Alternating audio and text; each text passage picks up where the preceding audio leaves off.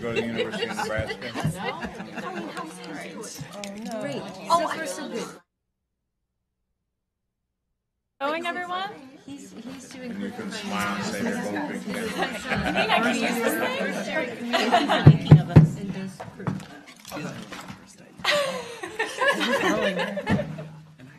All right. Hi, everyone.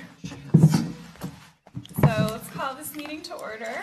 Good evening, everyone. It's been a long time since we've seen each other and been in this space together, and thanks to the heroic efforts of the staff of the library, we are here tonight.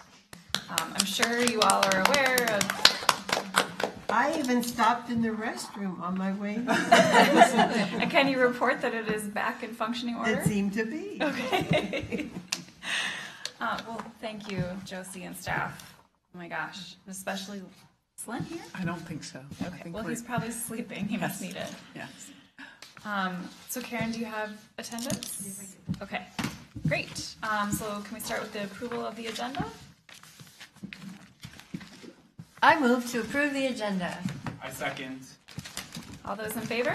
Aye. Aye. Opposed? Okay. So now we have the consent agenda, approval of minutes from back in July, and then we have to vote on both the July and August disbursements. Is there a motion? I move to approve the consent agenda. I second. In favor? Aye. Opposed? Okay, any citizens' comments tonight? Okay. Well, there'll be a chance at the end if I don't think I see anyone who could tell. Okay, so shall we move on to the financial reports?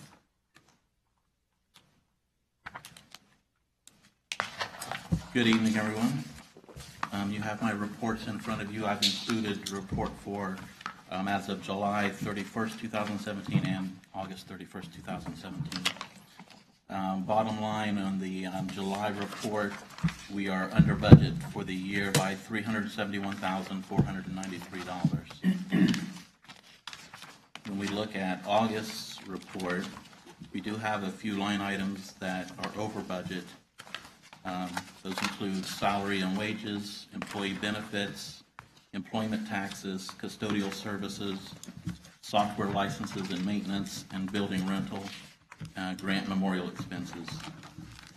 The salaries and wages are over budget because the pay period ending on 8/26, even though the pay date was 9/1, the money is transferred the day before the pay date, so it had to be reconciled in August. So that is causing a 2 weeks worth of pay to be showing up in August. It's really paid in September. Our building rental, we accrue the month rents, the next month's rent, so it has 3 months rent in 2 months is showing in for the August. So, and plus we have a slight increase in our CAM charges for the archive location. Our grant memorial expenses, those are over due to the expense for the summer games. Of course, the summer games has concluded, so those expenses will come back in line as the year goes along.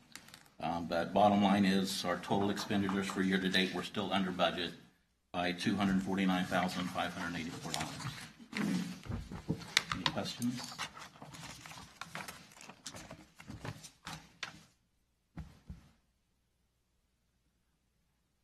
Everyone looks very serious. Any questions? Not that you shouldn't.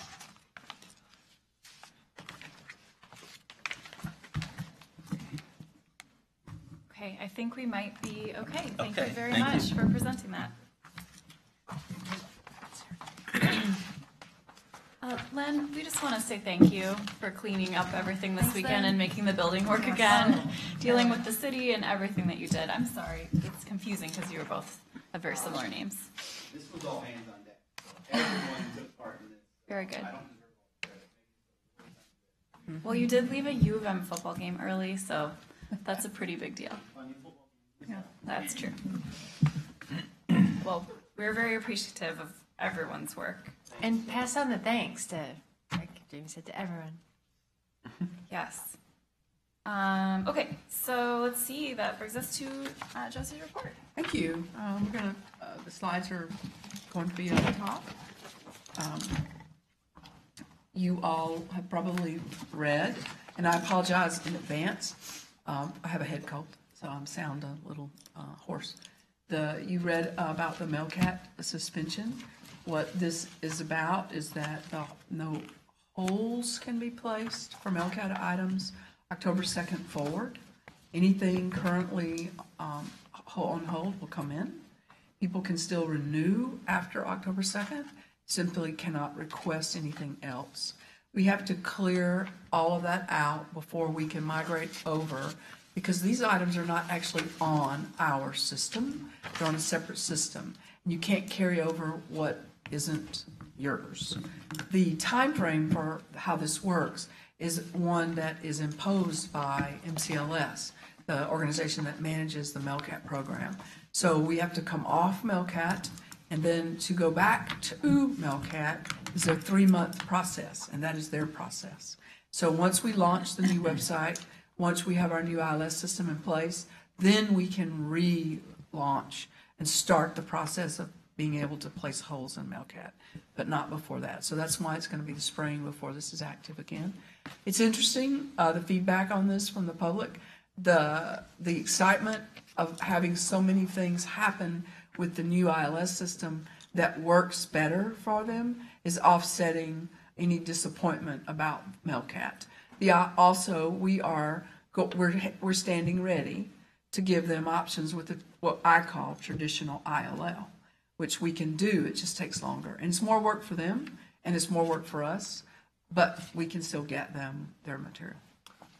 Josie, do you expect an appreciable impact on staff time in terms of doing ILL instead of MLS, which I assume it's more labor intensive for transaction? It's more labor intensive, but we have a number of people now whose time is dedicated to Melcat, because since we're a net lender, net borrower in the state, it takes a number of people full time to do it here. Those people will be freed up to support the ILL side of what we're doing. So yes, it will be more intensive in the task itself. It takes more to do, but we have people who are going to be able to do it. So I would also imagine that because it's a little bit more effort to request it, that perhaps you wouldn't just a quick click a button, so maybe that might weed out some requests. I think people will choose against ILL when they realize how much work it is on their side, and then they'll just wait until they can get those materials again. You might even buy a book. They might. So a lot of, I'm going to that. A lot of what people get across the state is out of print, genre fiction. So they can buy it somewhere used, but they can't just go to the Literati or somewhere like that and buy that book. This is the landscaping, a photograph of what's got the Trevorwood wall that was, and the landscaping project is complete and on schedule and under budget. We're happy about that. The summer game was amazing. Some of the numbers I shared with you already, and the website, Andrew McLaren did a great job talking about the numbers from the summer game, but we had a 16.8% increase in our online players, and we had a 10.2% increase in our badges earned, which is really good. The walker is about my walking horse. So you have to know the lingo. But my code in my office was one of my horses, and it was so fun this year. We had 45% increase in the number of people who came into my office to get that code. And so when you're in, they talk to me, and I hear all kinds of things about what people think about the library, and it's from people from little toddlers to seniors who are playing the game and coming in to see me. This Super Summer Reader Badge was 20% increase, and the Track the Ride Badge, which was the collaboration we did with AAATA, we had 153% increase over doing that last year. So it was a very successful game. And I'd just like to say thanks. Melanie Baldwin is sitting in here. She manages the bookshop for the Friends, and we really appreciate the donation the Friends make to support summer game. So, and the game in the shop. So it's really, really, really great. For our strategic plan goal update, which I'm sure we'll talk about in a little while, I wanted to let you know you tasked me at the last board meeting And I have contracted with O'Neill Construction. They have begun the physical assessment of this downtown library building, and we'll expect a report from them in October at this board meeting. Mr. Stouter, Paul Stouter, the managing director of PFM Financial Advisors, is here this evening, and that was also part of what the library board is interested in, is understanding the process for which an elected board of a taxing unit bonds, particularly for a facilities project. And then goal 4.1, I've also worked out an agreement with Epic MRA to do the next survey. That's our every other year, even years. We've been doing surveys with Epic MRA, and that will occur in February. And we'll be talking later about how we'll be developing the questions for that survey. And then this was summary of public and staff comments. And this is around the downtown library sewer backup. And so we had different responses. So, people asked me if we need a new building. I know that guy. Okay, so people are saying it's great to have an alternative location. The family's gone to Westgate. And so it was a different variety of comments about that. Here's more about the library in terms of being closed. And then it's so interesting how you close a building for a sewer backup, and then someone asks you if there's any chance the Lego spinner activity will be rescheduled because we had to cancel everything. So you find out what matters to people, and then we have to look and see when we can do that again. So this is something I think we should all be happy about and proud of. The Westgate branch renovation has an AIA honor award for interior architecture from the Huron Valley Architects, and I know that Hobbs and Black is delighted. We're delighted. So I wanted to say congratulations to the board for that project, and I feel good about it. Very good about it. This woman came to a program here on the letterpress, and then she created a film about how to decorate on a budget featuring letterpress art from the library. And she hashtagged it "Made at AADL" in the secret lab. So thought you should. It's interesting how people take what they know from here, create, and then spread that word. And we're very, very happy about that. This is one of those things that just goes off. It was what, 3,000 impressions from this, 16,000 impressions from this, 16,000 impressions. So Jim Harbrick was at the Lego contest, and someone made the photo, and it's just gone. It's amazing. So, and another one is the Eclipse crowd. So we had you saw in the notes we had varying opinions about this. So most of them have been very positive, but one you saw wasn't. So this was the crowd. And this was the crowd trying to get glasses. Yeah. And once this was passed and done, and the glasses were passed out, everybody was happy. It was all fine. Everybody was sharing the glasses, passing them around. It was totally interesting what happened in the beginning, and then it calmed right down. That's my report. Anybody has any questions about anything, I'd be happy to answer. There are others you'd like to know. I was away during this, so there weren't enough classes, but people shared them. Oh, Is that- there were never going to be enough glasses. Right. We had 400 pair, and the National Science Foundation had a program where they were giving Eclipse classes out to public libraries around the country. The problem was the National Science Foundation underestimated how many glasses would be needed for programming around the country, so they portioned them out. They were watching their budget. Yeah, and we weren't able to order more. We tried, and we couldn't. And had we ordered more, even if we had double the order, we would not have had enough. So what happened is we handed out what we had. People came with some they bought from museum shops. People made Eclipse glasses from boxes and from also from radiograph material and film. So it was really interesting. So once this once this rush was over for a pair of glasses, everyone settled into being there together and sharing glasses, passing them around, because you're not going to stand there for 2 hours and look up. So people were sharing their glasses. There was a lot of smiling and happiness. It was very friendly, very fun. That's where you got all the positive feedback.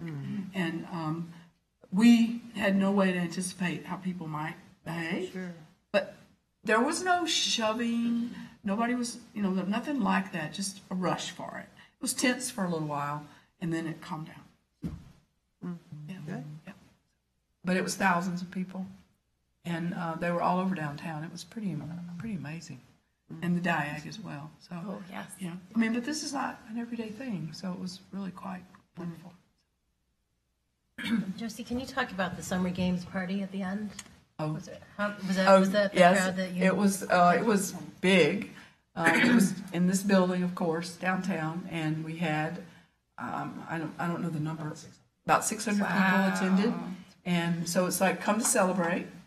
And before that, we had our volunteer recognition earlier that day, a couple hours ahead of time, and so we had quite a few people came to that. That's been a very successful effort, and Shoshana's here, so I'll say that. I'm very happy about that. Good feedback from all the people involved in that. And then down for the party, people like talking about the game with each other. People were still doing their friend code because it wasn't over until midnight, so we had people getting their friends codes. We had codes in the building for being at the party, so we just built and built and built. So very pleasant, very fun experience. Any other questions or comments for Josie? All right. Well, thank you very much. Thank you. What an exciting summer it's been in a lot of ways. So we move on to old business. The first item is the strategic plan goal 3.3, which by now you're probably all familiar with, hearing that on our agenda. So we've put this on every agenda going forward so that we don't lose track of our sort of re-examining, re-envisioning, reimagining the downtown library's presence. And most of what I have to share with you tonight, you've already heard from Josie just a moment ago. So as you heard, Josie has worked with PFM to arrange a presentation that we'll hear later tonight. So that should be very educational and help us really understand the financial aspects of this situation. And then she's also contracted with O'Neill to evaluate the downtown library sort of holistically. So when we have that report, we're going to get a really helpful piece of the puzzle in terms of figuring out what we're actually dealing with. I know that's something that we all wanted a lot. And then over the course of this fall, we'll have the opportunity to design the next set of questions we ask via EPIC MRA. So that's something, of course, that was tied to this communications agenda originally, but now we have the opportunity to use that to kind of complete the piece of the puzzle and understand how people feel about the options that we will have by that point set out in front of us. Like, what are we going to do about downtown? How does the community feel about that? So the executive committee has met twice in the last 2 months, and we talked about kind of getting started with the process of coming up with those questions. And previously, the communications committee was the group that was charged with coming up with the questions that we asked in that survey. But that committee doesn't exist anymore. So it makes sense to me, and it makes sense to the others on the executive committee, that we would work on a set of questions that we would then bring to the larger group for evaluation before they go forward to EPIC MRA.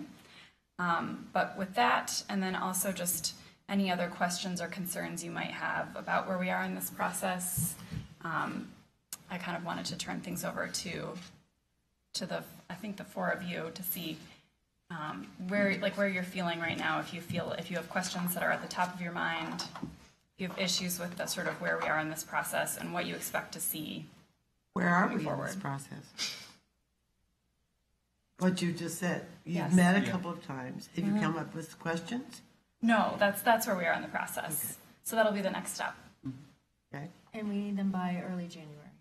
Yeah, it goes out in February. So basically, fall is the time to come up with the questions. So I would say that we are within the timeline and expectations that we set in July.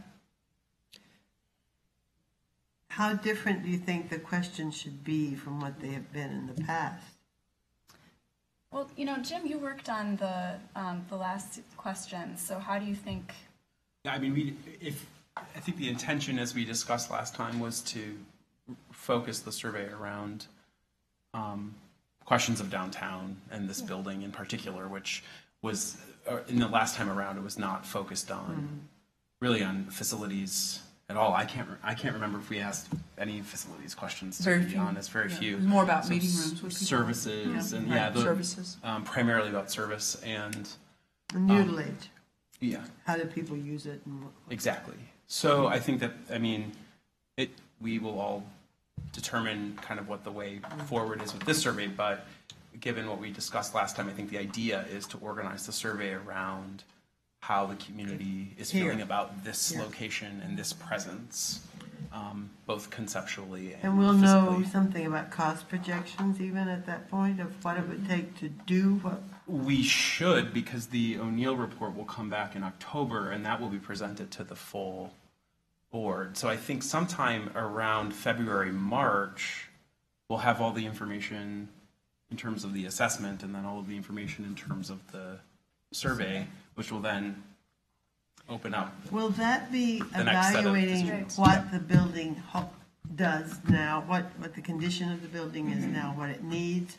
Or will it be, I mean, what we did in the past was talk about what it would take to tear this building down and build new, and what it would take to rent an operational space during the meantime. Will we do all that same stuff all over again? That's my understanding, right, Josie? Yeah, you have to. So Numbers we have will- a dollar amount concrete? Yeah, the Okay. numbers will change now. Won't be Sure, the- yeah. be more, big time. Right, it will be. It's been 10 years, right? So, I Well, can't believe that. it's- Since the sort of original work. Since the Yeah. original work, right. yeah. Right. And I think it's just important to say, of course, we're having these conversations, but like all possible scenarios are On the table. on the table. We've made any decisions about, what. Well, once we know Yeah. costs, we can talk about, maybe we don't have a downtown library. Maybe we move out somewhere else. We can do That the would be, whole thing. that would be one scenario. Yes, right, exactly. right. When Exactly. we think about survey question design and the kind of data, because it's quantitatively, we can deduce things from the data. It's a lot of yes and no and number ratings, right? So we can actually, so we want questions that are quantitative in nature and give us that rather than qualitative. There's in a nature. there's a Right? mix. There's You are can some. mix it. I think last time we did it, there were a few sort of generally open-ended questions that were Yeah. then coded. Yeah. But I mean, Epic is there. We have nothing to worry about, and I think that Okay, just in so- terms of what they'll probably put forth and how we think about it. That was my experience the last time we Yeah, went through the process. yeah, that part, I don't think you have to be concerned Yeah, about. and the analysis is just like off the chain, so it's we'll Okay. get everything you could possibly imagine, and all kinds of like crosstabs, and Great. you can okay. like drill down. Oh, really? We can know what every 14-year-old in the community Yay! wants. Like it'll be that kind of thing. It'll be very. Okay. It's why we use Yeah. Epic With- MRA. With question design, it seems to me that we want to build on the conversation we started at the retreat, inviting public debate into it. Debate's the wrong word. Public opinion into. So the questions have to be designed around getting a sense of. It's not usage. It's vision, right? Like so, asking visioning questions. That's It's a good point. that's going to be something if we do it well, the results we get will be really helpful. But to follow up on what you've said, Colleen, I mean, we definitely want to ask questions about downtown and the facility, but the real point is what services could we offer? What services could we offer the public with the space? That we can't offer No. now. Right, or, right. Right, so what I'm Exactly. hearing from That's the the three core. of you is that if we just ask people how they use the library or ask them in the wrong way how they want to use the library, we won't get the information that we Right. need. Okay. I do think. I mean, if I remember last time. I mean, it might be interesting actually because we do have a lot of new board members since that survey to consider. Yeah. actually looking at the results of last time at the next sure. meeting. Yeah, we can do that. Yeah. Because we actually did query on a lot of service, and we did sort of leave open ends, and we're surprised because there wasn't a lot being expressed, if I'm remembering correctly. You guys work with that, Very little differentiation. right? Between what we were offering and what people could imagine that they wanted. So Because that we're ahead of the game. That's why. exactly, that's the way we like to interpret it. That we're meeting many, if not, most or all of the major needs in the community. Right. So it is a good way to think. It is also a good way to test if we're thinking about something specific, to put that forth, and so we can also do it in that way. Right. I also think we learned a lot about the media. We learned a lot of the media appetite or the media diets that people have last time around, which sort of reinforced the move towards email newsletter, Right. and kind of the building out of the website project and the communication strategy as embedded in the strategic plan. So that's all sort of based on that research. It's been a while since I thought about the specifics of it, but I'm now realizing that we right. integrated all of it We did. into our We work. did. So We took the That's information good. and used it. Yes, we did. Is that data available publicly? Can Yes. we just find it on the Yeah. website? Yes, it is. There you go. Although I think some sort of guided discussion, if we Yeah. all read it between now and the next time, I think that could be a very productive use of our 3.3 time next time. Okay. yeah, would you want to invite someone to talk on the survey, or would you just want to walk us through top level, or you and Eli could I can do it? I think we can do it. Yeah. You could do There's it. an executive summary document. Yeah. Right. I think it would be interesting to see what people's reactions post Westgate too, right? Yeah, right. So we have another standard, and then we can also look at not people's expectations between using the neighborhood branches in downtown and how that's a distinctively different experience and how necessary, or if some people feel unnecessary, it is. Do we always say neighborhood branches in downtown? Because downtown is my neighborhood branch. Oh, You know- right. That's a really good point. I mean, it's interesting. I think sometimes earlier, the board and the library had a kind of all equal Right. branches. And I think we've moved away from that language a little bit. Is that right? That we do talk about downtown differently? We say downtown, we don't say central or main, Yeah. which was on purpose. Yeah. So the switch to downtown from Maine happened in my time here. And so to do that, to make sure that it was more equitable and acknowledging that it's a neighborhood branch for the people who live around here. But I think your point still does hold, Lynn. I mean, this is absolutely the branch that's most accessible by public transportation, for example. So folks, and has the most stuff in the collection. So plenty of folks will come here for particular reasons. But some of us also go to Westgate for particular reasons, right? Absolutely. Like coffee. Not that we couldn't have that here. Yeah, that's true. I'd also say too, just as we go, part of the reason to go through the EPIC survey first in committee is that the survey is a very, very finite document, and so we have to be ultra selective about how it's structured, and I think that's often frustrating. But it is a phone survey, and so it's time based, and EPIC MRA will do a kind of demographic cross-cut in terms of who they actually choose to survey. So there are certain sort of demographics, so that they make sure that we actually get a demographically diverse cut of the community. How did we work with cell phones before?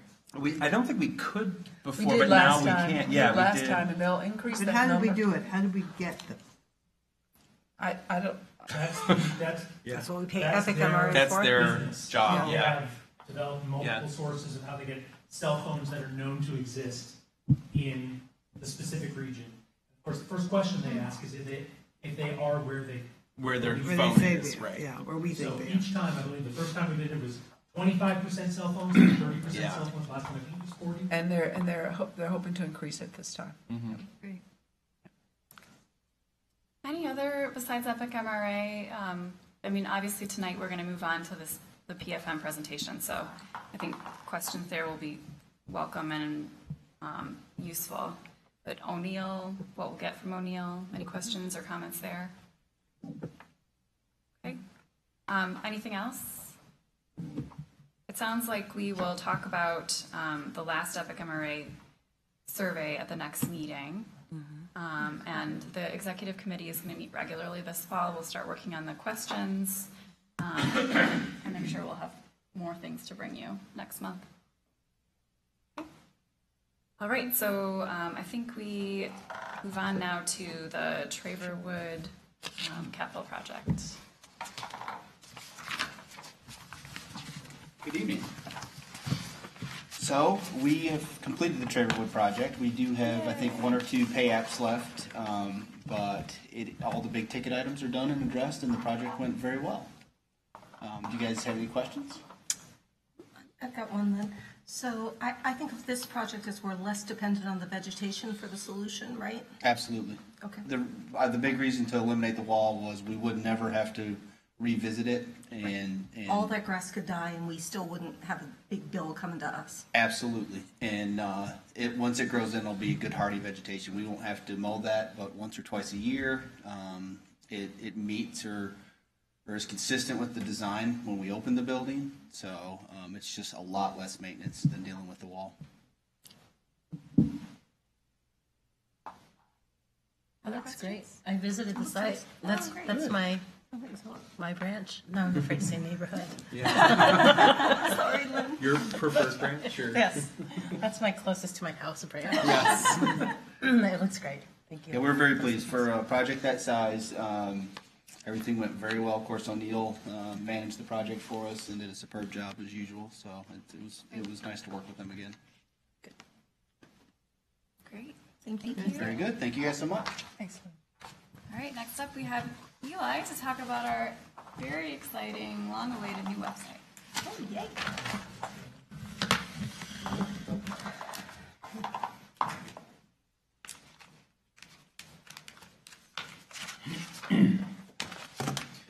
Okay, so we just want to give you an update on the timeline and some, we're moving along. Many of the things are slight variations on what we presented back in July as we've made progress. Feel free to interrupt, of course, as we have questions as we go. So just remind you of the timeline. So the Melcat freeze is coming up on October 2nd, as we talked about. That was went out in the AADL newsletter, the email newsletter on Labor Day, and it was a post on the front page of aadl.org at the same time. So far, experimental data confirms that most Melcat users are aware of this because we're starting to hear questions about it from them in a very positive way, just asking how it's going to work and things like that. We had one interaction on Facebook over the weekend about someone had come to pick up their Melcat, and I made sure that they had heard this, and they had heard that this was going to be happening, and they were preparing for it. So far, so good as far as that goes. Eli, let Yes. me just ask you this quick question. How frequently do our Melcat users use Melcat? Well, some users are extremely intense users of Melcat, as in like tens or hundreds of outstanding requests at a time. However, only about 10% of library patrons have ever used Melcat. Mm-hmm. So it's part of it. It's a super user thing for the most part. So there are a lot of users who have only used a few things here or there, but most of our users have never used Melcat. So a lot of people saw the notice. It was like, what on earth is Melcat? Right. Yeah. So, which is fine. We did get a little bit of confusion about, wait, you mean I'm not going to be able to request things? It's like, no, this is only this other thing. So that's been going fine so far. Good. So then we have what's called an acquisitions freeze coming up on December 1st. Acquisitions is a slow-moving process between adding things to the collection, placing them on order. They come in and they get barcoded. That needs a lot of time to spin down.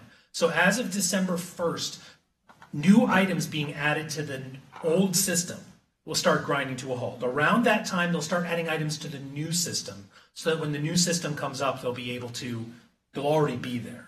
But the month of December will be a different pace of new items being added to collection to what people are used to. However, December is typically a slow month for us, so it's a good time for that as well. Eli, is there any really big book coming out that we think people are going We're to be looking at interested that. We haven't found one yet, mostly because they try to get that stuff out generally in November, so they make the holiday shopping. But we can do individual titles. If there's individuals that we need to get on there, especially for things that have not yet been released, we can still add them to the catalog and let people place holds. It's more the routine things that nobody's waiting for will be slowing down during that period. Does that answer your question? Okay. Then on December 15th, we will stop filling holds. People will still be able to place holds. The trick is we need to clear out the hold shelves because the status of hold shelf is a very tricky one to migrate from the old system to the new system. So when we cut over, the hold shelves need to be empty because people have 6 days to pick them up. And we're cutting that basically so that right as we get to Christmas Eve, the hold shelves should be mostly emptied. We're adding a few comfort days in there so that we'll be able to make exceptions for people who can't get in during the holidays. But as of December 15th, we will stop filling holds and putting them on the hold shelf. Okay? You will still be able to place holds all the way up until December 29th. Okay, those holds won't be filled, and this will probably be the most confusing thing, I think, for patrons in the closing weeks, because while we think a lot about the holds that are on outstanding items where you have to get in line for them, the majority is like 60 to 70% of our holds are filled in 2 days, meaning that they're placed on things that are available, meaning please get this off the shelf for me and hold it for me, right? So we'll have things that are actually available and people will still be able to place holds, but we won't be filling them. So the box that confirms that your hold has been placed will say, as we're migrating to the new system, we will not be pulling items from the shelf. So we'll get that in front of them as much as we can, but I think that that'll be something that there's a little, now we could, it's during that 15th to the 29th is that period where people will still want to get in line for big titles, right? And that's the thing that we don't want to cut off completely.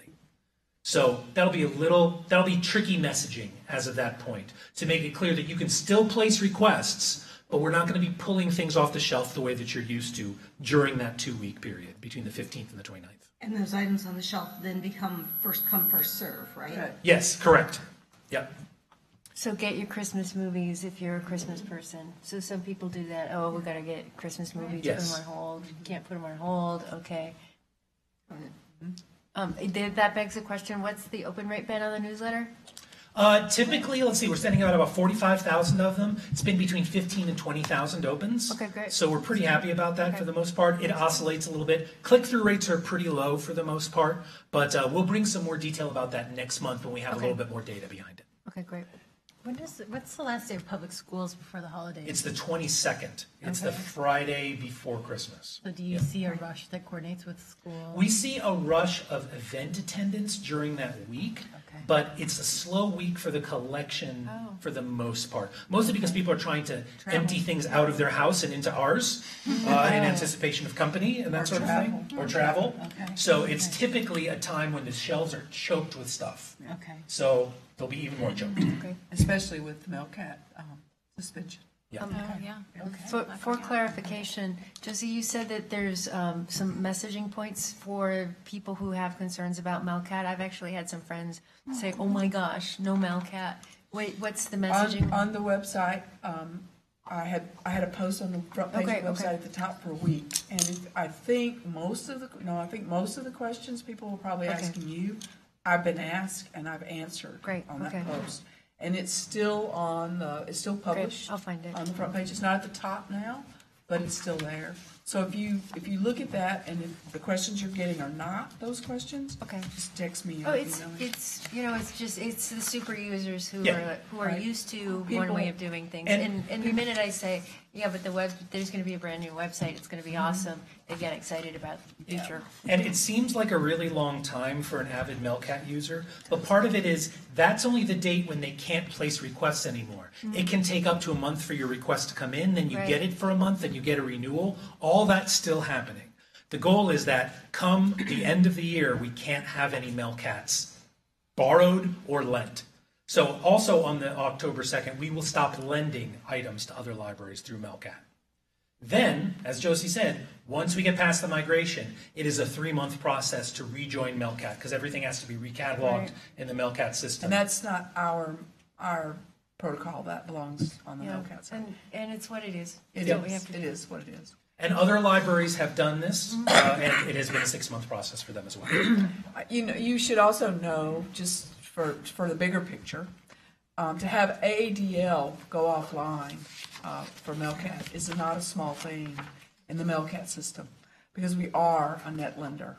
So there are that's going to change that for the whole state where people are using and getting our material. Probably small libraries Yes. in other parts Yeah, of the state. rely on. So, I mean, while it hurts us, we're not the only ones with pain here, so, Do you know approximately how many books go out annually through MOCAP? yes. About 36,000 in and out. The system tries to keep that ratio within 10%.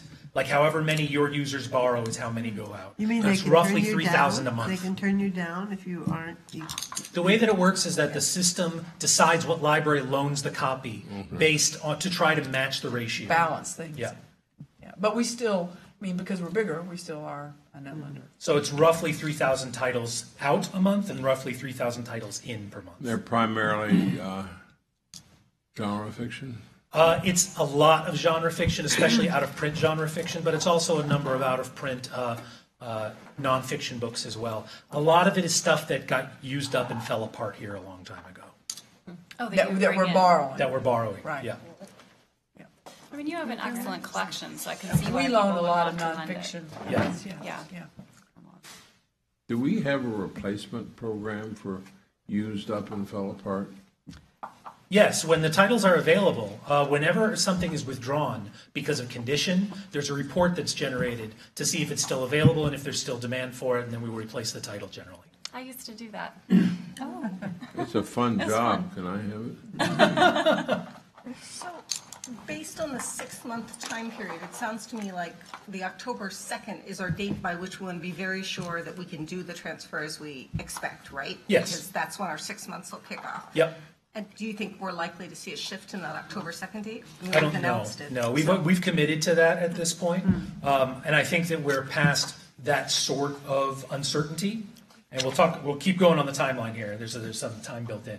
So, closure and cutover. We will be closing the library system on December 30th. So it'll be closed the 30th, the 31st, and the 1st. Typically, we've closed at 6 p.m. on the 31st anyway. This year, that's a Sunday, so it doesn't make much of a difference. But with the 29th being a Friday, we're closed New Year's Eve weekend. It's a very good time for us to be closing the libraries as far as that goes. The challenge is mostly we cannot migrate while people are actively using the system. And we want to have time for the migration of the checkouts and the holds to need to be redone during that period in case there's something wrong.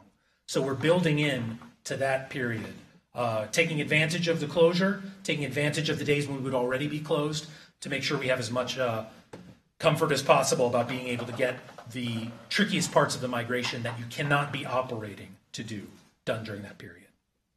Eli, can I get back to the used up Sure. department? Do we have an active wants list? Not particularly. Mostly that's the selectors' jobs, and they purchase as much material as we can, as they can. The other piece of it is that we receive between 30 and 50 requests for material that we don't have per week. And generally, if that material is available on the open market, we try to obtain it. We generally do not purchase used material. Occasionally we do if it's something that is out of print and is very hard to get and is required. But most of our material as a public library is new material. Not necessarily newly printed, but new to the, Right. not used. Not you. Okay?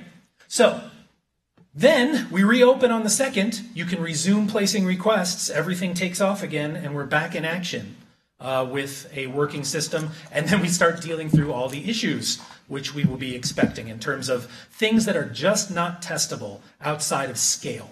We'll have lots of performance tests. I have a testing slide coming up here in a minute, but there will be a lot of things that we'll be working through that week between things that weren't predicted, ramifications of the way that material is moving to people's expectations. There will be a lot of stuff that we're working through that week. Just from experience, that first week is always a busy one. So again, the kids are still off that week, the week of the 2nd. So again, it's a good week for us to be sorting through because it's still typically a slow week for the library before the kids go back to school. Okay, then we will resume filling requests by the 8th, perhaps sooner if things are going well. It depends on what problems we're tracking and when we can start using the hold system again. But we're anticipating that that week we'll be sorting things out, and then we'll start filling holds again. Again, possibly sooner if things are going well. On that same day, we start resuming acquisitions, start adding things to the catalog again. As I said, there will be things that are in the new system that aren't in the old system. So when it comes up on the 2nd, there will be new stuff in there that hadn't shown up in the old system. And then due dates resume January 8th. One of the tricks that we can do here from our experience with this is we can tell the old system that the library is actually closed from the 15th of December through the 8th of January, which means there will be no due dates during that period. Now, stuff still comes back as people are cleaning out their houses and things like that. But by pushing all due dates out of the migration window, we help deal with the fact that we'll have more material on the shelves than we're accustomed to. We'll have less stuff coming through. So we just are able to push a lot of due dates off past the holidays so that things aren't coming due until after we're up on the new system. And then Melcat will resume in spring 2018. We will get rolling on that as soon as we get past the launch window. Any questions so far? Eli, is this timeline available anywhere, or is it going to be? It's right here. This is not something that we're likely to do a lot of messaging about until we get within a few days of these. Typically we want to give a month notice for major service interruptions, so a lot of this won't start going out to the public through our official communications until November. Okay. Because there's not another change to service until December 15th, after the Melcat change. Okay. Okay? All right, so just really quickly, this is our testing timeline. The migration data quality testing is ongoing. We continue to do test migrations and making sure that the data is coming over as we go. We'll be doing that through the closure and making sure that everything that we're taking out of the old system is showing up in the new system and everything's showing up the way we expect. That will be ongoing. On staff day, we're having what we call staff interface shakedown, where we will have the new staff interface available during breakouts in the staff day afternoon. And it'll basically be here, come play with it, see if you can break it, see if weird questions come up, get people's hands on it way in advance, and see if people can find problems or raise questions that we hadn't yet seen. Eli, when's staff day? It is October 9th. Oh, wow, so it's really soon. Yep, coming up. Jan, you went to staff day last year, right? What? You went to staff day last year? You're all invited, Great.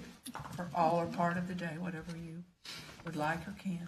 I didn't do the going out to other tours. entities, but I came for the morning part. Okay. Do you have the schedule yet? Not yet. finished. When we get it, we'll get it out to you. Great, thank Okay, you. thank you. Okay, performance testing will begin once our final hardware arrives. The final hardware, we're just in the final process of finalizing that order right now. Once that arrives and gets set up, we'll start doing performance testing on it as far as making sure that it can handle the throughput of what we expect. There's a number of ways to simulate load and try to get it bearing the amount of traffic that we expect from it. And we have, as is our habit, overbought as far as capacity to make sure that we have enough power on the hardware. We've gone above the vendor's recommendations for what sort of hardware you throw at it to make sure that there's enough power in the server room to run the system very high performance. In November, we'll be doing public usability A/B testing, which means we'll be basically taking screenshots and sending them, where would you click to do this, where would you click to do that. It's not actually interactive. It's more seeing if people guess the right place to click and comparing two different versions of it to see if our assumptions are holding true about what words people are expecting and where they see things, those kinds of things. Staff user testing then, as staff logging into the system in November, we'll have them logging into our test system and trying out their own accounts and looking at placing requests and doing those kinds of things and giving sort of like the skilled user feedback. Then in December, we plan to try the first half of December, a closed beta where we invite members of the public who we have gotten quality feedback from in the past and who we know are highly skilled users to beat on it and see if they can find things that we've been missing. Then the last 2 weeks we'll have an open beta that won't have live data in it. So basically the new website is coming. Go over here and take a look at it and let us know what you think. That won't be, we want to avoid confusion where people think that they're placing a request and it's not a request. So it'll be they won't be able to log into their own accounts on the open beta. So is closed beta still a test system, or is it? That'll be on the production live hardware. That'll Okay. be the actual implementation that we plan to deploy. Yeah. And it'll be basically, here's the website, come beat up on it and see how it goes. Okay. Oh, any questions about testing timeline? I have one question. Sure. But we'll ask two questions. The first one's dumb. Where is our hardware? Where do we keep our It's servers? the data center's here in the downtown library. By the Crocs. Yes, it I've is right seen next it. to the cross. Stop. No, it totally is. It is. They're lower, you know. You'd have to be enough. You'd have to be in it pretty deep. Sewage Crocs, just for anyone The watching. sewage Crocs. My second question is, do all libraries run their own hardware? Does anyone run their system in the cloud? There are some libraries that do that. We want to be able to continue to operate when our internet connection is cut off. So we are not believers in that this system being operated on the cloud. The other thing is that no vendor is providing the set of functionality that we're looking for. We've done a lot of stuff with this system already. I'm going to show you in just a minute that no other users of this system have done. And we generally are not well served for library software being operated on remote mainframes. We use a lot of cloud services. Our email is hosted in the cloud. Our payroll system is hosted in the cloud. Things where we don't have unique requirements are good candidates for that type of service. But in this case, we have a lot of unique requirements. Does that answer your question? It's also ultimately, with the way that the software as a service products are, this is much less expensive because we're able to operate it on commodity hardware and in a controlled environment. Okay? Next to the sewage Crocs. That's right. Well, they're very high up. They're on the top part of the rack. Okay. It's like Okay, so just to review project status, the new information architecture was completed in May of 2016. The theme graphic design was completed in April 2017. The ILS migration round trip was completed in August, basically meaning each type of data that we're getting out of the old system and bringing into the new system has successfully been migrated. We haven't done the entire set of data, but each type of data, like titles and items and patrons and holds and checkouts, we've been able to migrate. Theme implementation is in process. We're going to show you some more of that in just a moment. Milestone development, that was setting up what our milestones are. This is basically what you see here. Module redevelopment continues. This is using the Drupal modules, the ones that the community has produced, and then migrating the ones that nobody else is using. Data cleanup is in process. We're starting to get our volunteers involved with data cleanup, as well as desk staff when they're looking for extra work to do. Node migration is in process, where that is migration of all of the historic, the newspaper articles and the photographs and all that kind of stuff, making sure that's all in, ready to be moved over. Workflow redevelopment, the meetings are continuing to look at how we're going to do all the things that we're accustomed to doing with the new system, with the old system on the new system. And then feature development is also in process, and we'll show you a few of those here in just a second. So just remind you what the new features are. Freezing your requests. That is the biggest one, the number one thing that patrons have been asking for. We have settled on the word freeze as opposed to suspend. It's much more specific about what's actually happening, and then you can unfreeze them. I don't think we'll be so cute as to call it thaw, but you will freeze your requests and unfreeze your requests. And you can freeze all of your requests or freeze specific requests. One thing that we plan to change is to go back to a 7-day hold pickup. This is not library policy, this is procedure. It went down to 6 days some years ago to try to move things off the hold shelf more quickly, but it really doesn't make a lot of difference because the primary thing that affects how long people wait for their materials is how long it sits on the hold shelf when it's not going to be picked up. But the big thing that we keep hearing about this is people who like to visit the library on the same day every week are no longer able to do that with a 6-day hold pickup.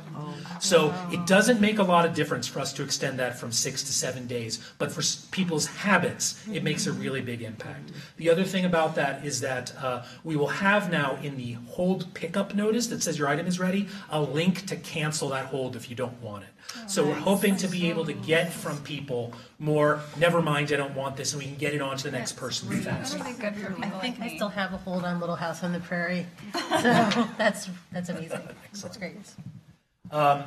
Custom notices, alerts, and reminders. We're solidifying the terminology on this. Notices are things that you cannot turn off. Like this is overdue, you have been billed for this is your account balance, those kinds of things. You cannot turn those off. Alerts and reminders are things that you set up for yourself. For example, everyone will have default reminders that an item is coming due. That will be the default setting. right? They can then modify that because it's something we hear a lot from patrons, especially right now it has to be the same for all material types, which is why you get warned that your DVD is due 2 days after you checked it out, is because it has to be the same number of days before the due date for everything, whether it's a month-long book or a week-long DVD. So reminders will become custom with a default setting for what we call courtesy notices, which will now be called date due reminders to make it more clear. We will be adding more bookable rooms and tools, expanding the Westgate style booking, which has been working really well, adding some rooms like that, as well as, this is the big thing that we've discovered we simply must have, is making it possible to book a tool for a specific date. We never expected the role that giant chess would play in people's weddings, but it is huge, it's constant. And it's not just in the summer anymore either. A few years ago, all this stuff dried up come September. This year, we're still waiting for the demand to dry up. So we need to develop a way, and the new system actually, because it also serves academic libraries where there's course reserves and things like that, where you can specify a date, there's some infrastructure that we'll be able to use to allow people to say, I would like to reserve this item for this week. And that would be a huge increase in convenience. However, for that to work, it's going to have to require some sort of a fine structure if you don't bring it back on time that is different from the regular materials. That is a policy change, and what we'll be doing is we'll be bringing some proposed policy changes to the October board meeting, and then for voting on at the November board meeting. Okay. So that sort of thing, we'll talk more about that next month. Okay, improved events engine, we've talked a little bit about that, including your ability to set reminders on an event level. Improved lists and reviews, get a lot of requests about that. Site-wide mobile theme as opposed to the specific mobile app. The new music archive, which is focused around local bands and local music to stream. And search integration, meaning including you'll be able to see the overdrive titles and the status of overdrive titles in the regular catalog with everything else. Okay, with that, I want to take just a minute and show you some very early stuff here. This is actually working. This is the website that is actually working against our Evergreen install. So this is not how it's going to look for final, but it is. We wanted to show you some functions that are actually working. So for example, down here, the Days of the Rainbow, this is the words that come out of the system waiting for capture. We'll be applying our own language for that that's more clear. It means basically you're waiting in line. But yeah, here, you should definitely change that. Yeah, exactly. We're waiting to capture you. So for example, we'll freeze this, and that has just frozen the hold live against the real server. So not the real hardware, but a real implementation of Evergreen. Similarly, these are all items that exist on our test server. So you can click through to one of them, see the item, see what the page is roughly going to look like. There's still lots of design work to be finalized here, lots of to do this thing. But this shows you, for example, how you request a title. I'm going to request this for pickup at Pittsfield, and unable to request in this case because I already have a hold on this one. So you'll get better messages that tell you why you're unable to do that. But that was a live request attempt and a live response from the server about that. So just to show we got the pieces connected together. Yes, one user, one server. Yes, one click. And then this stuff up at the top, this is just the admin bar. So this is what the top of the website looks like. But I just wanted to give you a quick taste of what's going on with some of these things. Other things on the My Account, here's your current checkouts. Again, you'll be able, this is a big thing that you can't currently do, is change your pickup location of a hold that currently exists. That's something that currently you have to call staff to do this. You'll be able to do this for each title. So for example, now, when you won't be able to do it is once it's already on the hold shelf. You can only do this for outstanding requests. Okay, and that's about it. Let me see, I think that was all the slides. Let's see if there's anything else. Great, you're pretty much That's it. perfectly at half Any an questions? Wow. We got a long way to go yet. This is exciting. Yeah. I'm going to say something that I'm going to make a suggestion. Okay, please. And it is a suggestion. I would enjoy being invited to the closed beta. I would imagine we invite And I the whole think board. the board might like that as a whole. Yeah. So, okay. Great. You guys are in the in club. I assumed I was going to be invited because I'm a high-end, you know. like, I use it all the time. We're also a very good crosscut of different user types. So it's a good thing. All right, thank you. Okay, thank you very much. Okay, great. And we'll break it too. We're going to break it so bad. That's what they want. So we will move on to PFM Financial Advisor's presentation. Hello, and I'll welcome Paul. Yes, please. We have, Paul's helped the library in the past, so I asked him if he would come this evening and talk to you about the library and bonds and how that works in the event that you choose to pursue a millage to renovate or build a new library. Some information you wanted, so now he also provided a handout, which I placed in front of each of you. So, Mr. Stouter, thank you and welcome. Thanks, Josie. I'm a financial advisor, and I help libraries do financial planning work and financing of library facilities. I personally have worked on Saline and Ypsilanti. I've done some work with the Ann Arbor District Library, Chelsea, Dexter, Brighton, Cowell, Salem, South Lyon, Plymouth, lots of them around the area, and have helped them in their planning, understanding what projects and financing options mean to the taxpayer, and ultimately helping the libraries actually finance, go out and borrow the money. So I did prepare a few slides that I wanted to chat about. Possible funding sources for libraries may include fund equity. So if you do have capital improvement reserves or general fund reserves that you wish to apply, we can take that into account as we look at the overall picture. Capital fundraising, some libraries have done a lot with gifts in terms of helping them finance their library projects, which can also be taken into account. Borrowing through the issuance of municipal bonds is the primary tool or mechanism for financing library facilities, either renovations or major construction projects.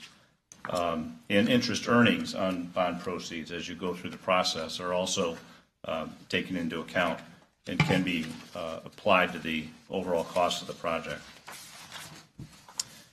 Your authority to borrow for library financing is Public Act 265 of 1988. And here's just a quick list of things that can be financed. Library construction, renovation, building acquisitions, site acquisitions and improvements of sites. The planning and design costs can be included in a financing. Furnishings and equipment for the facilities, as well as financing costs and contingencies. Generally, temporary space for library operations during a construction project are not financeable with tax-exempt bonds. There are some exceptions, but generally that is not done. The library can issue bonds on its own with a vote of the board without a separate voter authorization, or it may request a direct voter approval to issue bonds to finance a project. And I say that about non-voted types of projects because if you have an already existing revenue stream that you don't necessarily have to dedicate to operations, you are permitted to issue bonds at your choosing in order to finance those projects. But there are limits.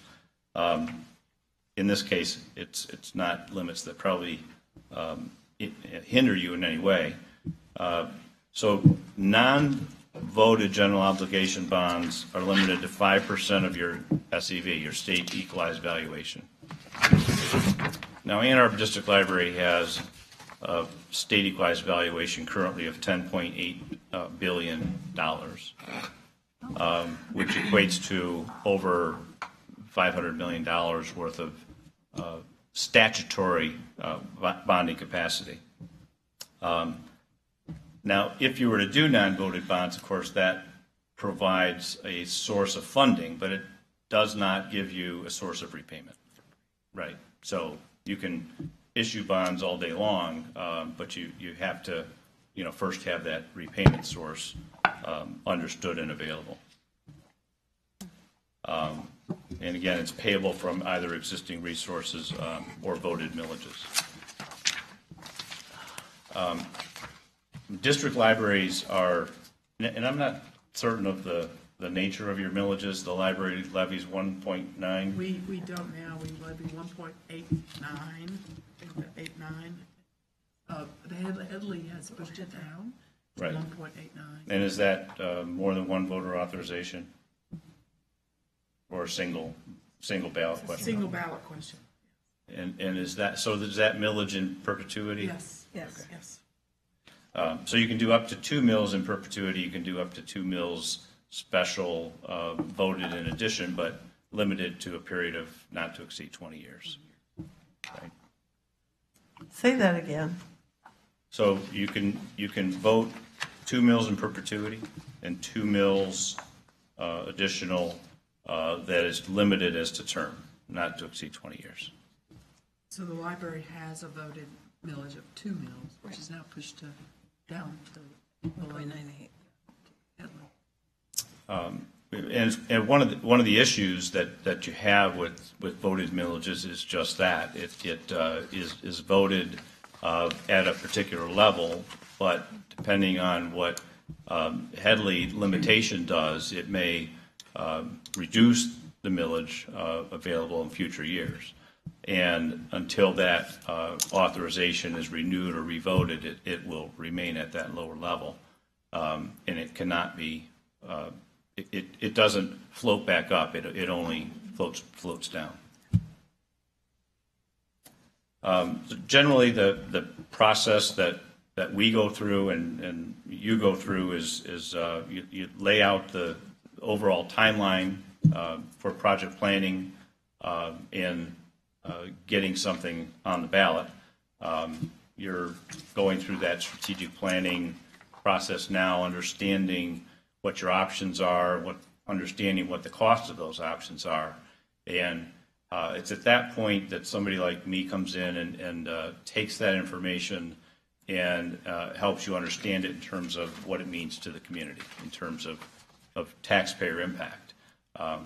You can do bonds anywhere from 2 years in duration up to 30 years in duration. So you'll want to understand what a particular borrowing amount means to you in terms of a 15-year financing or a 20-year financing or a 30-year financing. When you're doing a new facility, new project, or complete renovation, you might opt for a longer amortization period, say, for instance, than if you were just doing some general renovation projects. So we would run a set of scenarios that help you understand the millage impact for various financing terms and various project configurations that are likely to be presented to you next month.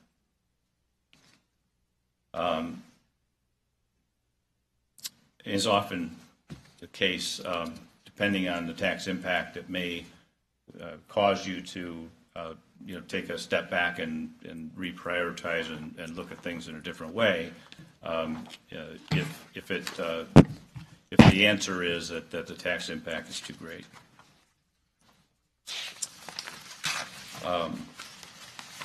When you put a question on the ballot, there's a number of things that have to be included.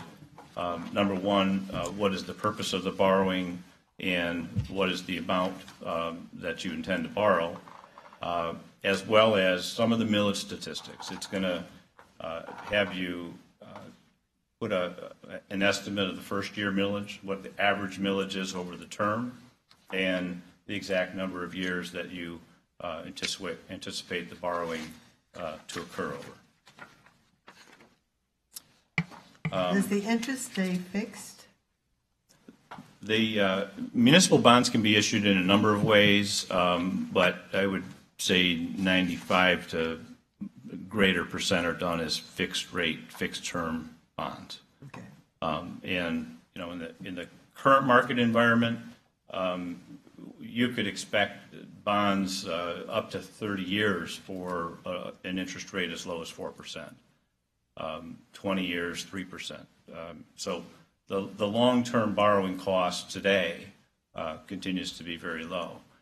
When you do the planning estimates, we would tend to use a higher, more conservative rate for a financing that's not going to occur for some time.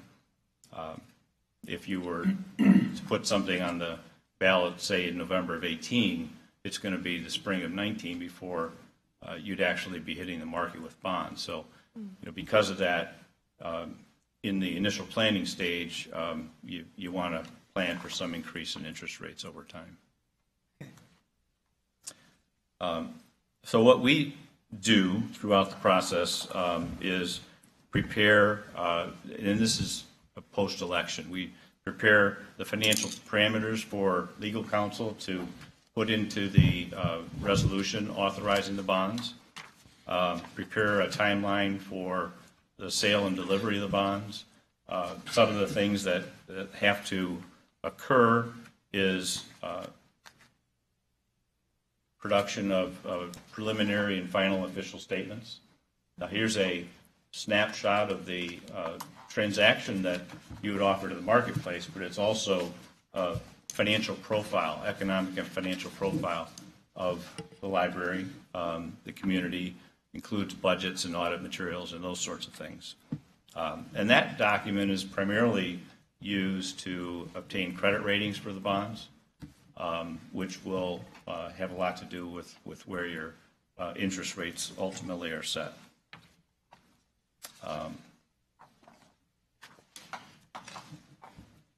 That's about all I have on the process, and I'd be happy to answer any questions that anybody has.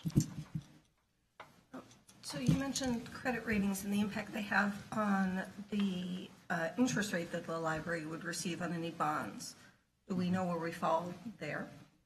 Does anybody in the room? What sort of things are you looking for, and do we meet those criteria? I haven't pulled out the library's audit reports, but I know that you're very well run. But they look at finances, they look at fund equity very, very closely. But they also look at the economy of the area, the institutional presence of the schools, the county, the University of Michigan, the hospitals, and all of those things help really produce a stable economic base for the community. Washtenaw County is rated AAA. The city of Ann Arbor is rated at the highest AA standing that you could possibly get. And it's because of your economic circumstances, the value of your properties, the income levels of the community, all of those factors kind of go into setting what that credit rating would be. We would expect Ann Arbor District Library would have a very attractive credit rating in the market.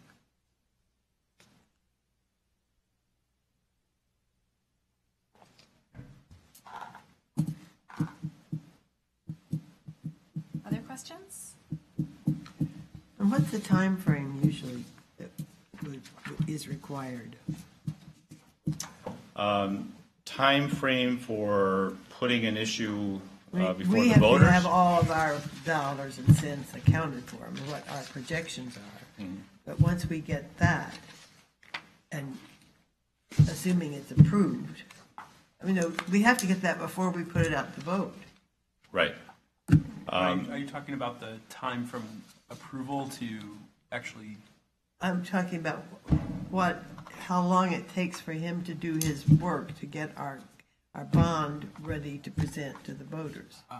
Right. The parameters, right? We can work in whatever time frame you need. For the board, you are going to be in a position where you're going to be voting on a ballot question or voting to put a ballot question on at least 3 months before the election occurs, and probably sooner than that. So within probably a 6 or 7 month time frame in advance of the election, we would want to be completing our work. And if we decided to not go through the elective process, any difference there? I mean, then we can just say, okay, we're ready anytime? If we're not going to go for a bond? Would you issue bonds We'd have to wait finance the it back. project? If we don't go for voter approval, Yes. how does it differ in terms of preparation time? Well, from the point you say go to the point when bonds are issued and funds are in the bank, it would be about a 3-month process total. Okay. Yeah. Can you speak about what's required if that were the case, and several years out, there was a big dip in the economy, and the library owed this bond note, but it did not have the money coming in from its millage to pay it? What would happen? It would not be What would pretty. most libraries be finding themselves doing, in your experience? They would be closing branches and laying off staff. That's right. Thank you. Have you They- seen that, how frequently is that approach taken? By public entities? We have assisted libraries in doing projects both ways. We've assisted, in fact, we've done projects where a single library issued both non-voted bonds and voted bonds to finance the same project Not at the same time? at the same time. Really? And they did it because they knew that they had a revenue stream that they could very much rely on, but it would only finance half of the project. And they wanted to do that for the community. They didn't want to go out and request, the whole thing when they knew they could manage Fund a part of good it. chunk of it on their own. So they opted to only put the piece that they knew they couldn't reasonably rely upon to the voters, and the rest of it they funded themselves. So But they did it at the same time? they did it at the same time. That's really interesting. I'm glad you asked that question. You spoke briefly about capital campaigns and gift revenue from community members. That just comes off the top of the project. That has nothing to do with how we think about how we finance, because then we have the cash in the bank to get started, right? Well, possibly, but typically when capital campaigns are run, It's pledged out. it's pledged out over some period of time, so you have to figure out what those cash flows will produce over time, and you may need to include that in your borrowing, Okay. but use those receipts to repay the borrowing as opposed to tax revenue. So again, it goes into that if we have a solid revenue stream and if we have philanthropic dollars, we can put together a puzzle piece where it might be, okay, we're going to ask for XYZ from the taxpayers. Okay, and then it becomes like a piece of pie. Right, we've done financings where, let's say you had pledged dollars of $1 million a year coming in over 5 years, right? $5 million. But you need to build your project now. So you could issue non-voted bonds in that amount to advance the funds, and then put the balance of the request on the ballot. Okay, got it. Right. Different ways to configure it depending on what the mix is of revenue and cost. This is all really helpful. I don't know why, but before I was just thinking of it as needing to be sort of like A, B, or C option, and you just pick one of them and are all in. So it's nice to think about more, I don't know, tailored options. And besides, philanthropy, what are some of the other sources of revenue that people are using to support non-voted bonds? Really just voted millages, Yeah. right? So instead of putting a bond issue as a ballot request, maybe you ask for, 1.5 mils over 20 years, whatever the number might be. And then use that revenue stream that's not likely to impair your already existing operating receipts, but provides a separate, pot of money for the building project. It's one way of doing it. It's a little bit more risky because you do have the potential of the millage being reduced over time.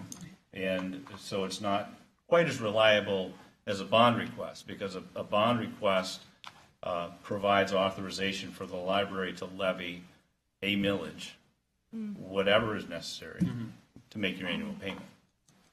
Now, we can estimate, with pretty good precision as to what that millage rate is going to need to be. But in the event you had a catastrophic event that took out your tax base, or some kind of an economic issue that drove your tax base down over time, you do have the ability to levy whatever is necessary. And that doesn't cut into your operating revenue stream at all. But I don't understand when you said, what kind of what kind of bond is it that will not allow you to use it for repayable funds? What do you mean by that? If you're in debt, you can't pay your debts? No, just that a bond that is authorized at the board level. You can authorize bonds at this table. We can go out in the marketplace and borrow those funds for you. But that doesn't give you a specific revenue stream to repay it. You've got to have that in mind. Okay. You've got to have that already Sure, in I got place. it now. Or you can't do your job. Right. Or what happens? So let's. We have to sell a branch. Sell a branch, close, I fire can do somebody. that. Okay, so he can do it, he can sell the bonds, but then if we don't have the money because we have no plan, which would be irresponsible. Right. Yes. Okay, You don't count on winning your next election. right. So Jim asked about revenue, and you said mostly that's millages. I mean, because of the type of institution we are, we can't really go looking for something that would give us more revenue, correct? Like they mentioned the sale of a branch in order to bring in funds to provide for a project. So what sorts of limitations do we have because we're not a for-profit entity? So sale of assets is certainly one way of generating funds. Gifts, capital campaigns is another. But beyond that, you're right. You're pretty limited. Okay. You probably don't want to have naming rights or anything like that for a facility to bring in additional revenue. But Is there any particular reason why we wouldn't want to do naming rights, or could you say more about that? I don't know. I say it in jest a little bit. It's something that you Oh, would sure, have to sure. discuss Yeah. at the table. But so your revenue sources are rather limited, right? Property tax, your fines and fees and those kinds of things, your penal fines. That's about it. So beyond those revenue sources, for capital projects, it's really the capital campaign and the bonds that, and potentially sale of assets. I mean, if you had a facility you wanted to close and sell and move into another one, you might take those receipts. We've done that before. Okay. For some projects, but that doesn't typically bring in a lot of dollars for a new building project. Yeah. We need cash. Yeah. We need some cash. We do. We do need some cash to do There are- whatever we're going to do. There are some models where nonprofits start for profits. So there's that. So say we start a record label and we make a bunch of money off of our record label, and then we can funnel the money tax-free back into the nonprofit side of the business. But that's such a stretch. We're not going to, that's really unrealistic. It's been, we can find examples of that being done. I can't think of any off the top of my head, but. Okay. Yeah, and, you know, those kinds of things can be looked at over time, but they're Yeah. difficult to Get up and running fast. to utilize Yeah. to, you know, repay a borrowing for a facility. Right. Yeah. Well, this has been very helpful for me. Any other questions? Okay.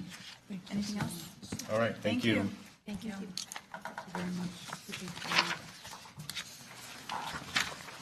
Okay, everyone, we're coming to the last big chunk of our agenda tonight. So Sarah Raffel-Winston is here this evening. She's new to many of you.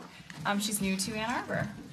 But she is here with us because we are working with her to help us redesign Josie's evaluation process. So we've talked about this multiple times, but we want to formalize that process, and Sarah's helping us do that. So she has a presentation about kind of, you know, where things are and where they're going, and you want to join us at the podium?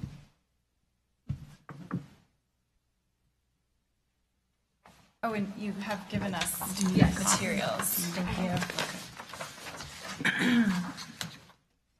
I'm sorry I didn't email for the slides. I apologize. I should have made more copies. Thank you so much for having me tonight. It is such an honor and a pleasure to be here and working with the Ann Arbor District Libraries. My family and I moved here about a year ago for my husband's job, and we have 3 small children. And so when Carrie reached out to me to work with the Ann Arbor District Library, I jumped at the chance. Not only because the actual work is work that I am truly passionate about and I love to do, but because we love the library. And we are here a lot. And we have a couple books that I have to return right there. So we play with everything up there. And so I really want to thank all of you for putting your time and heart and soul into this, because there's at least one family, I know many, that benefit from everything upstairs. It's the best. And I should say that my parents, even from Long Island, when they came, they were like, "That's the greatest library." So it's just kudos. And we love Ann Arbor, and we're very happy to be here. So just a couple seconds on my background. So currently, I am working partially, of course, for Bridgeport. I'm also working for an executive search firm based in New York City called DRG Executive Search. And we work with nonprofits finding C-suite executive director type level jobs. And then I also am working for the Covenant Foundation. Before then, I spent years as an administrator and an executive director at summer camps. And I was also the first ever director of talent development at a foundation in New York City. So those years of working in camp and working as a talent development really gave me the skills to be able to be part of this process with all of you.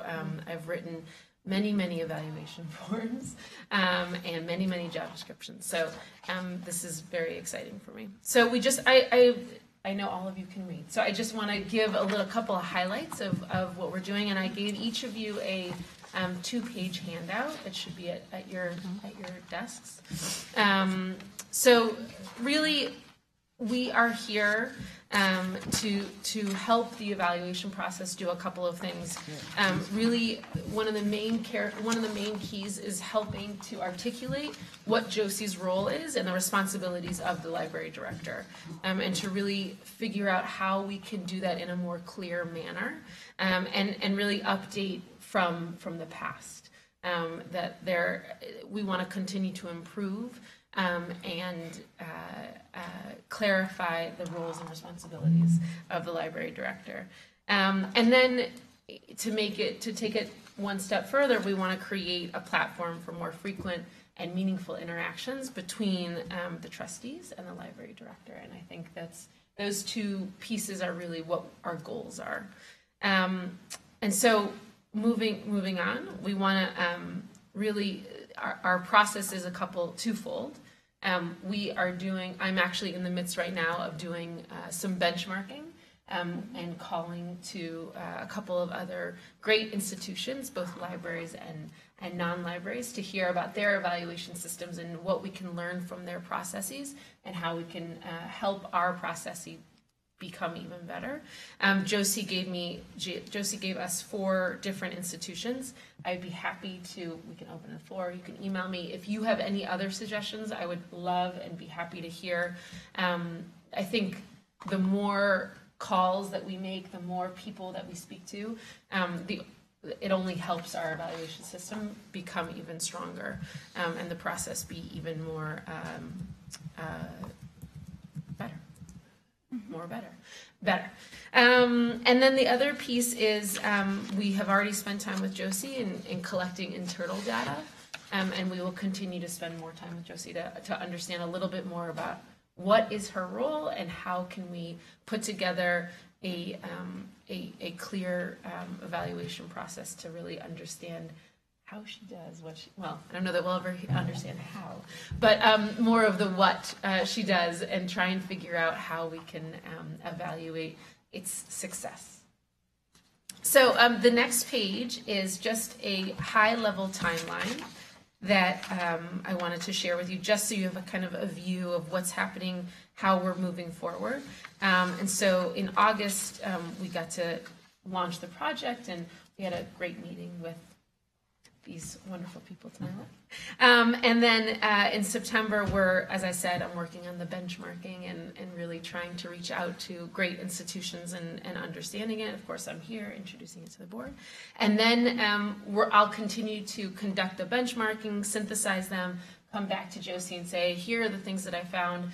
Tell me more about your process. Tell me more about what you're doing. So we met with her in the beginning. We're going to meet with her after the benchmarking, and then we'll start creating and beginning the design process, and come back and forth a couple times. I'm sure there'll be a couple of drafts, and then it'll be ready to go. Great. What questions do you all have? I don't mean to cut you off if you Oh, want no. to share. I was trying to be short and sweet. I had a quick question. How are the benchmarking institutions chosen? So Josie Carrie and I both asked Josie what would be great institutions, who are great library directors out there, and so that was really the standard. We pushed a little bit about, because we talked about this, the Ann Arbor District Libraries are very unique in how they're set up and who they report to, and so there's pieces that are not matching correctly. Correctly is not the right word, exactly, but there are pieces that are similar, and so I really pushed her to think about who are great library directors, because we have a great library director, and so we want to kind of think about how do those folks get evaluated, because they clearly get support. I had actually one great conversation already with the director of the library in Los Angeles, and you can he's chosen by the mayor, and we already spent time talking about how he's evaluated, the process that he's created, and even though it's a different setup, clearly. I already know like what's the nugget that I'm going to take from him and offer it in this process. So it was hard to figure out like what's another institution that's exactly like the Ann Arbor District Libraries. But as I said, I'd be happy to make. We have 4 that are great. I'd be happy to make more phone calls too. Okay. Thank you. I might throw in there. I would make that a question you ask them too. Who would you ask? Who would you call? It's a great idea. To see what they would say. You mind sharing the other 3? Oh, sure. It's on the bottom of the page. It's I'm sorry. It's okay. The Los Angeles Public Library, the Seattle Public Library, and Colorado's Anythink Library. And then I have a meeting with Jenny Swift at the Ann Arbor Public Schools next week. So that'll be great. I'll get to actually go in and meet with her instead of on the phone. It's always better. So that'll be good too. And so that's the other thing is we thought about what are local institutions as well as national institutions, both in size and scope. We tried to think about what were other cities like Ann Arbor, libraries like Ann Arbor. We're pretty unique. Great. Any other questions I can answer? Yes. Is there anything else you need from us? I mean, listen, I would love any other places that you think are great that I could really. I think any kind of. I mean, I think I will be bringing in my experience from evaluations created in camp and nonprofit organizations to think about how I create the forum. But I would be happy to hear, or if you have a great evaluations tool that you've used in your past, send it. I think the more the merrier, because the best, you can always grab pieces from lots of other systems that can help make ours the best it possibly can be. And I think the other piece would be just continual feedback when we come back and I go back. So, Jamie, you agree? Yeah, I mean, I'm just really grateful that we're working with you on this process. It feels very organized, and I think we're going to end up with a great tool. Your passion for it is like really evident every time we talk, and so it's kind of hard to ask for a better person to work with on this. So it's to go from like no process to what we will have in December. I'm pretty excited about that. I mean, I think probably the only thing is, getting started with the new process will come with its own kind of questions, a little bit like the website. Like, it's hard to test until you test at scale. So real life is the scale, and I'm sure that it will be an adjustment for us to get used to, but I feel good. Anyone else? We could do some beta testing. Role play with each other. Yeah. One of the things that I'm curious about, and I'm not sure that I would support going, all the way to a 360 experience, but I am interested in processes that involve us as the evaluators receiving other kinds of input from different kinds of stakeholders. Absolutely. So I would, and I imagine you're thinking about that to a degree, but it would be interesting to think about to figure out what some of those tools are that would be helpful to us, I guess. Absolutely.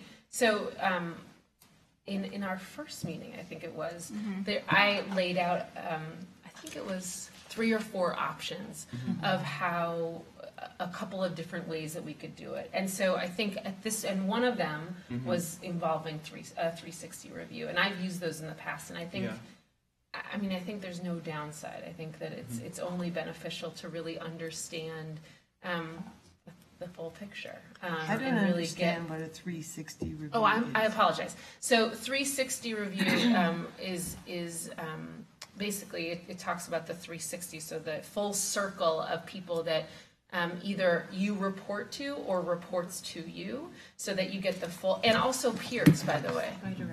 And also peers, by the way. So that's the other really beautiful part about it, is it's not just people that report up to you or people that you report to, but it's also peers and your partners and how they work with you. And it really taps into different skills and the different strengths that you use. I understand. So yes, so 360 is definitely on my list, and I think depending on, it will definitely be an option that I'll open on the table with you, and we'll see how we move forward. There's a couple of different systems I've used for the 360 review, so we would just probably have to figure out what system's best. I wonder too, and we talked a little bit about this, that one of the deliverables might actually be a job description. And I'm not sure I can't remember if we talked about that. We did, About that, yeah. Absolutely. I mean, I know we were talking about a set of sort of job responsibilities and tasks, but that's different than a job description specifically. I think we. Well, I think after our conversation, I actually kind of switched the way that I was thinking about this project in general, because I remember when I sat down with Josie the first time, I was like, I really felt as though I was learning about her role and about her job in order to then evaluate. So I agree. I actually think in my head, I'm creating the job description first. Great. To then figure out. And it's interesting, I was having another meeting this morning and they said, and I was telling about this process and how I think in order to really evaluate, you have to look back at the job description. And somebody said to me, wow, that's a really new way of thinking about things. And I thought, we need to do more work on this. You know, because if you have a job description that you are hired to do, then we should use that to then evaluate your success. So I agree. I think that is exactly, and it probably won't be perfect, and we'll continue to tweak it. And the evaluation will, I think, will look a little different, but I think for the core and the guts, will definitely be the same. Absolutely. Other questions? Thank you very much. Thank you. We'll see you soon. Yeah, absolutely. Okay, so we move on to, I think you probably all are aware that we have a resolution tonight to award a contract for janitorial service for 3 years. So we had previously made a decision about this situation, but now we're in a position where we're making the decision again. So I'll read the resolution. thank you. The board resolves that the contract for janitorial services be awarded to NRA for the next 3 years, 2017 through 2020, for the bid amount of $684,034.99. That all resolutions and parts of resolutions that conflict with the provisions of this resolution are rescinded. Someone like to second? I'll second. Thank you. So discussion? Can we know what happened? Yes, Lynn. Yes, you can. It was failure to perform. We get complaints for any contract we have, and we always pass them on to the vendor, whether it be a patron complaint, staff complaint, and I don't know of any contract where you won't get them, but we weren't seeing the issues resolved. And then we've really had, over the last 3 weeks, and I have met with All Inclusive to address these face-to-face, but over the last 2 or 3 weeks, there's a complete breakdown of communication with management as well. So we've noticed in certain buildings, we could feel a difference, we can see a difference in service, and just we were not getting the issues resolved, and it's unfortunate. Could you talk for a minute about what constitutes a complete breakdown of communication? Absolutely. Through the process of complaints, I would try to meet with them, reach out through email, phone calls, wouldn't get calls returned, try to set up meetings. Over the last 2 weeks, I tried for 10 days straight to get a face-to-face meeting with the vendor, and I could not get them in my office. And when I finally demanded that they meet here, they sent a supervisor, and they didn't show up for the meeting. The supervisor didn't show up? A supervisor showed up, but not the owner that I requested the meeting And are with. these people who've worked for us for a while? Just 3 months. Oh, So we approved the resolution in May, correct? It was May. June. It was June, okay. So it went downhill very quickly. So we approved the resolution, and it was a cost savings, and the cost savings, well, came at a price that was meant compromised service. Okay. Have we actually terminated the contract with them? Yes. What's our condition under which we're allowed to terminate? What's the contract say? We actually, it's 60 days of notice So we can give notice for any reason? for any reason, and they also could give notice to us as well. Is the now discharged contractor present in the audience? No, they're not. I will tell you that I received a communication, email communication last night, and I declined to respond other than to invite the company either to present themselves here or to speak to Mrs. Parker. They're not here. I also extended that invitation when we met with them to terminate the contract. Okay. When did you meet with them to terminate? last Friday. Last Friday, okay. Do we know that they've received the notification? Yes. Great. It was hand-delivered and sent certified mail. Great. Last Friday is a week ago Friday or No, 3 Friday. days ago? Say 3 days ago 3 Friday. days ago Friday. It was But the 12th. we had noticed them through their supervisor, and we had sent the mail. He had the mail. So, yeah. We're expecting them to let us know if they can adequately cover the next 60 days or not. And we ask them to tell us if you can or you can't. Just say. And so once we hear back about that, we'll have a better idea about what our current situation is. We have reached out to the RNA, who are present, and they have assured us they can pick us back up Great. at the bid that they had originally given Your us. attention, please. Close. The library will close in 15 minutes.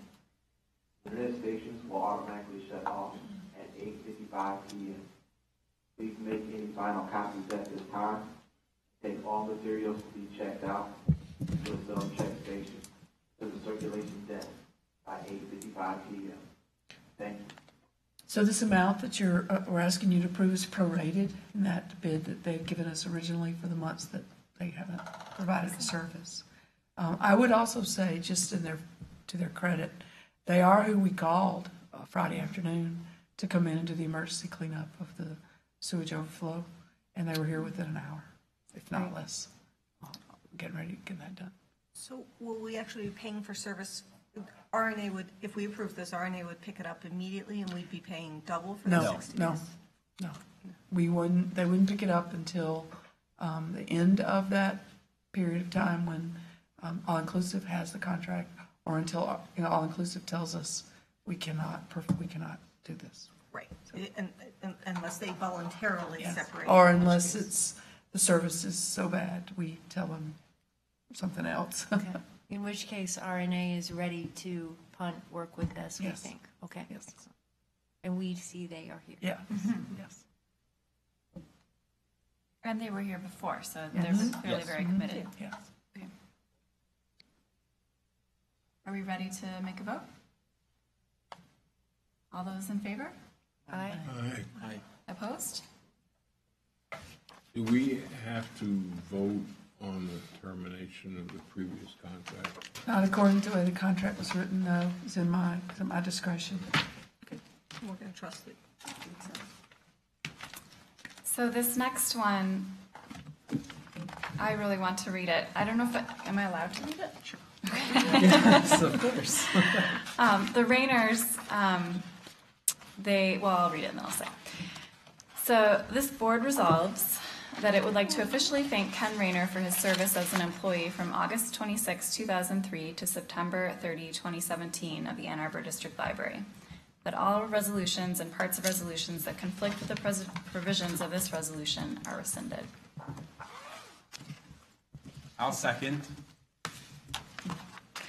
So the Rainers, I'm sure many of you know them, and they're basically institutionally part of this library. And I don't know what else to say other than that they are just like the sunniest, happiest, most wonderful people. And I think you're lucky to have had Ken for how long? 15 years almost, just shy.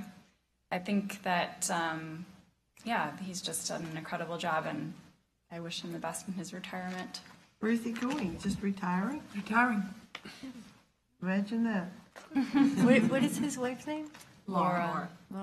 Laura Pershing, right. Oh, okay. But she's not retired. No.